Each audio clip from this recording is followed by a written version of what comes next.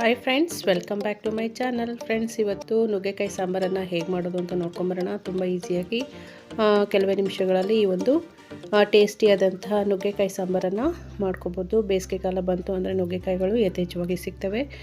ನುಗ್ಗೆಕಾಯಿ ಹಾಕ್ಕೊಂಡು ಈ ಒಂದು ಸಾರನ್ನು ಮಾಡ್ಕೊಳ್ಳೋದ್ರಿಂದ ಬಹಳಷ್ಟು ರುಚಿಯಾಗಿರುತ್ತೆ. ಸಾಂಬಾರಲ್ಲಿ ನುಗ್ಗೆಕಾಯಿ ಎಲ್ಲ ಕದಡೋಗ್ದಂಗೆ ತುಂಬ ಚೆನ್ನಾಗಿ ಹಾಕ್ತವೆ. ಈ ಒಂದು ವಿಧಾನದಲ್ಲಿ ಮಾಡ್ಕೊಳ್ಳಿ. ನೋಡಿ, ನುಗ್ಗೆಕಾಯಿನ ನಾನು ಈ ರೀತಿ ಹಚ್ಚಿ ಇಟ್ಕೊಂಡಿದ್ದೀನಿ. ಜಾಸ್ತಿ ಸಿಪ್ಪೆನ ತೆಗೆಯೋಕೆ ಹೋಗಬಾರ್ದು. 4 ನುಗ್ಗೆಕಾಯಿಗಳನ್ನು ಹಚ್ಚಿ ಇಟ್ಕೊಂಡಿದ್ದೀನಿ. ಒಂದು ಆಲೂಗಡ್ಡೆನ ಸಿಪ್ಪೆ ತೆಗೆದುಬಿಟ್ಟು ನೀಟಾಗಿ ತೊಳೆದ್ಬಿಟ್ಟು ನಾನೊಂದು ಬೌಲ್ಗೆ ಹಾಕ್ಕೊಳ್ತಾ ಇದ್ದೀನಿ. ಇದನ್ನು ಮುಳುಗುವಷ್ಟು ನೀರು ಹಾಕ್ಬಿಟ್ಟು, ನುಗ್ಗೆಕಾಯಿ ಮತ್ತು ಆಲೂಗಡ್ಡೆ ಮುಳುಗುವಷ್ಟು ನೀರು ಹಾಕ್ಬಿಟ್ಟು 1 ಟೀ ಸ್ಪೂನ್ ಆಗುವಷ್ಟು ಉಪ್ಪು ಹಾಕ್ಬಿಟ್ಟು ಮಿಕ್ಸ್ ಮಾಡಿಕೊಂಡು ಬೇಯೋದಕ್ಕೆ ಅಂತ ಇಡ್ತಾಯಿದ್ದೀನಿ.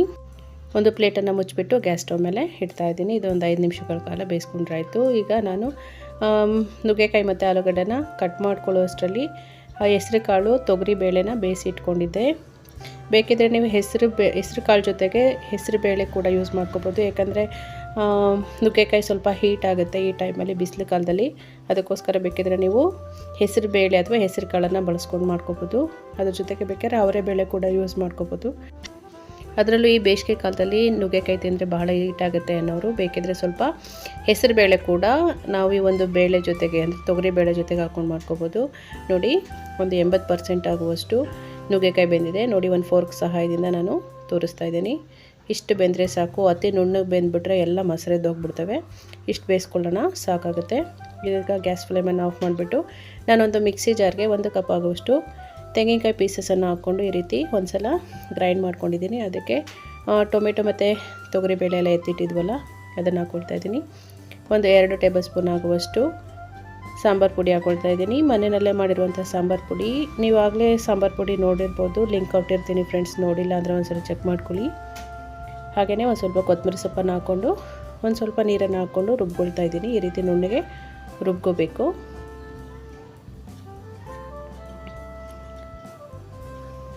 ನೋಡಿ, ಎಲ್ಲ ರೆಡಿಯಾಗಿದೆ. ಈಗ ನಾವು ಒಗ್ಗರಣೆ ಹಾಕೋಬೇಕಾಗುತ್ತೆ.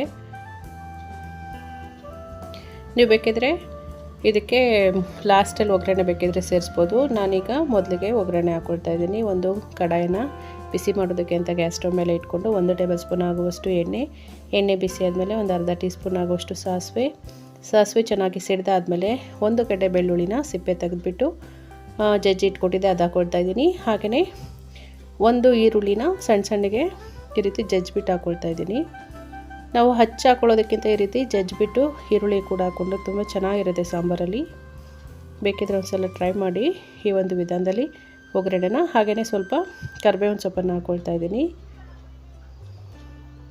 ಕರಿಬೇವಿನ ಸೊಪ್ಪು, ಎಳೆ ಕರಿಬೇವಿನ ಸೊಪ್ಪು ಇದ್ದರೆ ತೊಳೆದ್ಬಿಟ್ಟು ಹಾಕ್ಕೊಳ್ಳಿ. ಬಲ್ತಿರೋಂಥ ಕರಿಬೇವಿನ ಸೊಪ್ಪು ಇದ್ದರೆ ಬೇಕಿದ್ರೆ ಅದನ್ನು ಚೆನ್ನಾಗಿ ತೊಳೆದ್ಬಿಟ್ಟು ಒಣಗಿಸಿ ನಾವು ಬೇಕಾದರೆ ತಿಂಗಳಾನ್ಗಟ್ಟಲೆ ಪ್ರಿಸರ್ವ್ ಮಾಡಿ ಇಟ್ಕೋಬೋದು. ತುಂಬಾ ಚೆನ್ನಾಗಿ ಫ್ರೆಶ್ ಆಗಿ ಇರುತ್ತೆ, ಗ್ರೀನಾಗಿಯೇ. ಅದೇ ರೀತಿ ಈ ಒಗ್ಗರಣೆಲ್ಲ ರೆಡಿ ಆದಮೇಲೆ ನಾವು ರುಬ್ಬಿದಂತಹ ಮಸಾಲೆನ ಸೇರಿಸ್ಬಿಟ್ಟು ಮಿಕ್ಸಿ ಜಾರ್ಗೆ ಸ್ವಲ್ಪ ನೀರನ್ನು ಹಾಕ್ಕೊಂಡು ಈ ಸಾಂಬಾರು ಯಾವ ಹದಕ್ಕೆ ಬೇಕಾಗುತ್ತೋ ನೋಡಿಕೊಂಡು ನೀರನ್ನು ಸೇರಿಸ್ಕೋಬೋದು. ಕುಕ್ಕರಲ್ಲಿ ತೊಗರಿಬೇಳೆ ಕಟ್ಟು ಇರುತ್ತೆ, ಸ್ವಲ್ಪ ನೀರು ಕೂಡ ಇರುತ್ತೆ. ಅದನ್ನೆಲ್ಲ ಫಸ್ಟು ಹಾಕ್ಕೊಂಡು ಚೆನ್ನಾಗಿ ಈ ರೀತಿ ಕುದಿಸ್ಕೊಂಡಿದ್ದಾದಮೇಲೆ ನಾವು ಬೇಯಿಸಿಟ್ಟಿದ್ವಲ್ಲ ನುಗ್ಗೆಕಾಯಿ ಮತ್ತು ಆಲೂಗಡ್ಡೆ ನಂತರ ಸೇರಿಸ್ಕೋಬೇಕಾಗುತ್ತೆ. ಆಲೂಗಡ್ಡೆ ಮತ್ತು ನುಗ್ಗೆಕಾಯಿ ಬೇಯಿಸ್ಕೊಳ್ಳುವಾಗ ಸ್ವಲ್ಪ ಉಪ್ಪು ಹಾಕ್ಕೊಂಡಿರ್ತೀವಿ. ನೋಡಿಕೊಂಡು ಉಪ್ಪನ್ನು ಮತ್ತೆ ಒಂದು ಸ್ವಲ್ಪ ಟೇಸ್ಟಿಗೆ ನೋಡಿಕೊಂಡು ಸೇರಿಸ್ಕೋಬೇಕು. ಈ ರೀತಿ ಚೆನ್ನಾಗಿ ಕುದಿಸ್ಕೊಂಡಿದ್ದಾದಮೇಲೆ ನಾವು ನುಗ್ಗೆಕಾಯಿನ ಸೇರಿಸ್ಕೋಬೇಕು. ಮುಂಚೆನೇ ನುಗ್ಗೆಕಾಯಿ ಏನಾದರೂ ಹಾಕ್ಕೊಂಡು ಬೇಳೆ ಜೊತೆ ಏನಾದರೂ ಬೇಯಿಸಿಟ್ಕೊಂಡ್ಬಿಟ್ರೆ ಎಲ್ಲ ಮಸರೆದೋಗ್ಬಿಡ್ತವೆ ಫ್ರೆಂಡ್ಸ್. ತುಂಬಾ ಸಾಂಬಾರಲ್ಲೆಲ್ಲ ಮಿಕ್ಸ್ ಆಗಿಬಿಡುತ್ತೆ. ನೋಡೋಕ್ಕೂ ಕೂಡ ಚೆನ್ನಾಗಿರಲ್ಲ, ಬಡಿಸೋದಕ್ಕೂ ಕೂಡ ಚೆನ್ನಾಗಿರಲ್ಲ. ಈ ರೀತಿ ಮಾಡಿಕೊಂಡ್ರೆ ನಾವು ಪೂರ್ತಿ ಸಾರು ಖಾಲಿ ಆಗೋವರೆಗೂ ನುಗ್ಗೆಕಾಯಿ ಹಾಗೆ ಇರ್ತವೆ, ತುಂಬ ಚೆನ್ನಾಗಿರುತ್ತೆ. ಈ ಟೈಮಲ್ಲಿ ಹಾಕ್ಕೊಂಡ್ರೆ ಸಾಂಬಾರಲ್ಲಿ ಇರುವಂಥ ಮಸಾಲೆ ಎಲ್ಲ ನುಗ್ಗೆಕಾಯಿ ಹೀರ್ಕೊಳ್ತವೆ. ನೋಡಿ, ಈ ರೀತಿ ತಿರುಗಿಸಿದ್ರೂ ಕೂಡ ನುಗ್ಗೆಕಾಯಿ ಎಲ್ಲೂ ಪೀಸ್ ಆಗೋದಿಲ್ಲ, ಚೆನ್ನಾಗಿಯೇ ಮಿಕ್ಸ್ ಆಗುತ್ತೆ. ನಾನೀಗ ಒಂದು ಅರ್ಧ ಟೀ ಸ್ಪೂನ್ ಆಗುವಷ್ಟು ಜೀರಿಗೆ ಪುಡಿನ ಹಾಕ್ಕೊಳ್ತಾ ಇದ್ದೀನಿ. ಟೇಸ್ಟ್ ಚೆನ್ನಾಗಿ ಬರುತ್ತೆ ಅಂತ ಹಾಕ್ಕೊಳ್ತಾ ಇದ್ದೀನಿ. ಬೇಕಿದ್ರೆ ಹಾಕ್ಕೊಳ್ಳಿ, ಇಲ್ಲಾಂದರೆ ಸ್ಕಿಪ್ ಮಾಡಿಕೊಡಿ. ಈ ರೀತಿ ಚೆನ್ನಾಗಿ ಮಿಕ್ಸ್ ಮಾಡಿಬಿಟ್ಟು ರುಚಿ ನೋಡಿಕೊಂಡು ಬೇಕಿದ್ರೆ ಉಪ್ಪನ್ನು ಸೇರಿಸ್ಕೊಂಡ್ರೆ ಸಾಂಬಾರು ಮುದ್ದೆ ಜೊತೆಗೆ ಅಥವಾ ಅನ್ನದ ಜೊತೆಗೆ ಸರ್ವ್ ಮಾಡೋದಕ್ಕೆ ರೆಡಿ ಆಗುತ್ತೆ. ನುಗ್ಗೆಕಾಯಿ ಮತ್ತು ಆಲೂಗಡ್ಡೆ ಒಂದು 80% ಅಷ್ಟು ಬೆಂದಿತ್ತು. ಈ ಟೈಮಲ್ಲೂ ಕೂಡ ಇನ್ನೊಂದು ಸ್ವಲ್ಪ ಬೇಯುತ್ತೆ. ತುಂಬ ಚೆನ್ನಾಗಿ, ಅತಿ ನುಣ್ಣಗಾಗೋದಿಲ್ಲ, ಈ ರೀತಿ ಮೀಡಿಯಮಾಗಿ ನಾವು ನುಗ್ಗೆಕಾಯಿಗಳನ್ನು ಬೇಯಿಸ್ಕೊಂಡು ಮಾಡ್ಕೋಬೋದು. ತುಂಬ ಟೇಸ್ಟು ಚೆನ್ನಾಗಿ ಬರುತ್ತೆ, ರುಚಿ ಡಬಲ್ ಆಗುತ್ತೆ ಒಂದು ವಿಧಾನದಲ್ಲಿ ಮಾಡಿಕೊಂಡ್ರೆ. ಇಷ್ಟೇ ಫ್ರೆಂಡ್ಸ್, ಈ ಒಂದು ರೆಸಿಪಿ ಇಷ್ಟ ಆಗಿದರೆ ಪ್ಲೀಸ್ ಒಂದು ಲೈಕ್ ಮಾಡೋದನ್ನು ಮರಿಬೇಡಿ. ಹಾಗೆ ಹೊಸದಾಗಿ ನನ್ನ ಚಾನಲನ್ನು ನೋಡ್ತಾ ಇದ್ದರೆ ಪ್ಲೀಸ್ ಸಬ್ಸ್ಕ್ರೈಬ್ ಮಾಡ್ಕೊಳ್ಳಿ. ಇದರಿಂದ ನಾನು ಅಪ್ಲೋಡ್ ಮಾಡುವಂತಹ ಪ್ರತಿಯೊಂದು ವಿಡಿಯೋಗಳು ನೋಟಿಫಿಕೇಷನ್ ಮೂಲಕ ನಿಮಗೆ ಮೊದಲು ಬರುತ್ತೆ ಅಂತ ಹೇಳ್ತಾ, ಈ ವಿಡಿಯೋ ನೋಡಿದ್ದಕ್ಕಾಗಿ ತಮ್ಮೆಲ್ಲರಿಗೂ ಥ್ಯಾಂಕ್ ಯು ಸೋ ಮಚ್.